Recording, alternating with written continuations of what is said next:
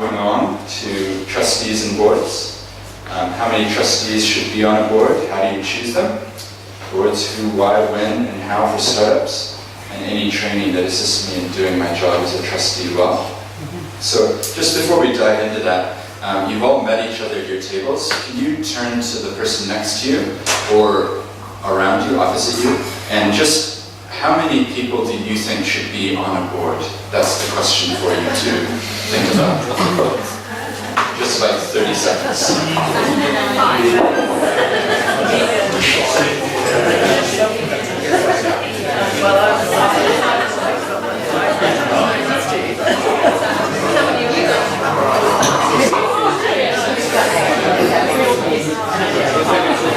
I think it should be odd enough to get moved down and not too many. You know what I mean? Like when you have big boards with lots of work to be done, if you have a small board, it's more nimble, but if you have even numbers, you make the time break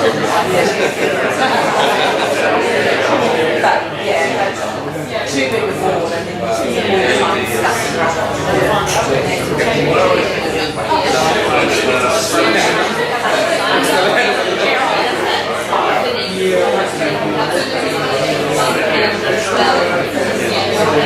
Alright, sounds like there's some quick discussion going on. We're going to go table by table, so what did you guys think? Was there any sort of, did you reach any consensus? 5 to 6. 5 to 7, okay? It all depends. What did you guys think?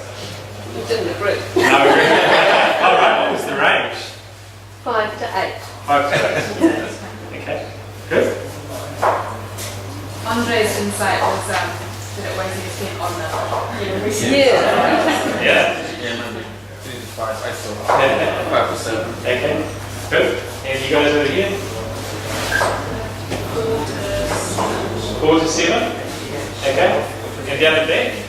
3 to 6. 3 to 7. Okay. Oh, we're all in pretty much the same range, aren't we? Yeah, well, that's good. Obviously, the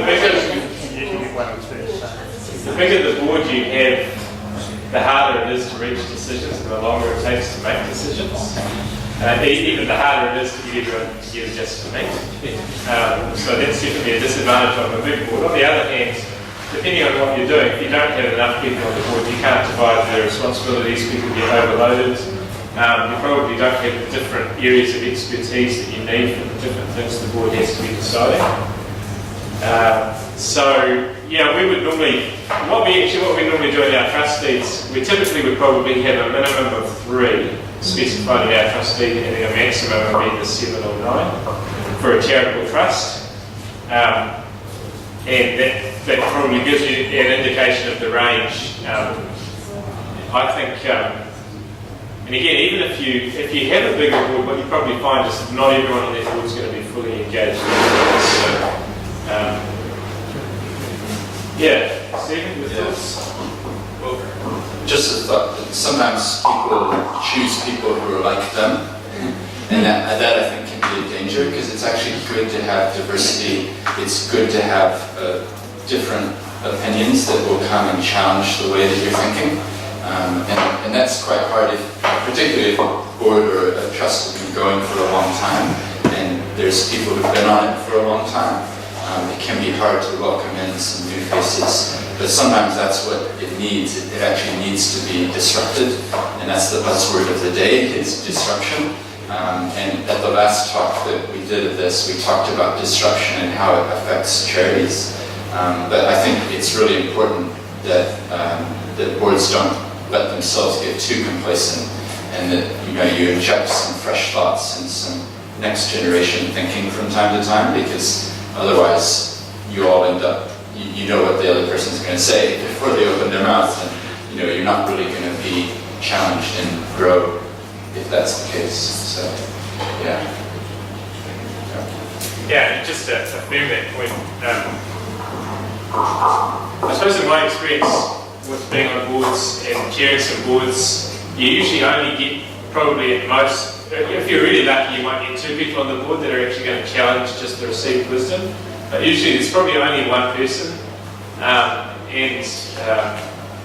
Over time, I suppose a degree of resentment from other board members can build up towards that person, but actually they're doing a great job for the board. You do need somebody who's challenging your thinking and not just rubber stamping everything that the chair or whoever the CEO or whoever is putting forward. So it's a really good. Chris, your main thoughts about that? Yeah, training that assists me in doing my job as a trustee well. I think I'll make sure that this slide here. Okay. Can I back up and ask one question? Yes. When you're registering a charitable trust under the Charitable Trust Act 1957, Yes. what's the difference between setting up as a charitable trust and setting up as a charitable trust board? Well, I've done it and I still don't know.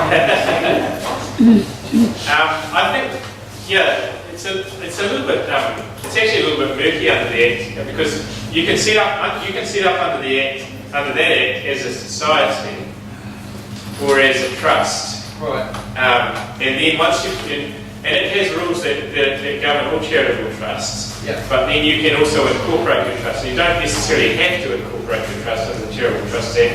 You might still find that some of the provisions of that Act apply to you even though you haven't incorporated. Yeah. But if you form a charitable trust, you can then incorporate under that Act.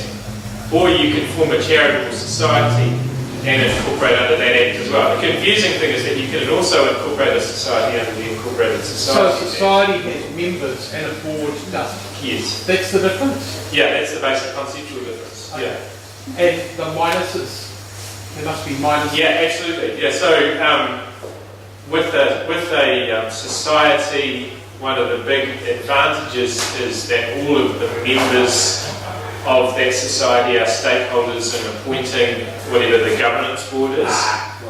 So they have a greater degree of control. Otherwise it's a board of perpetual succession.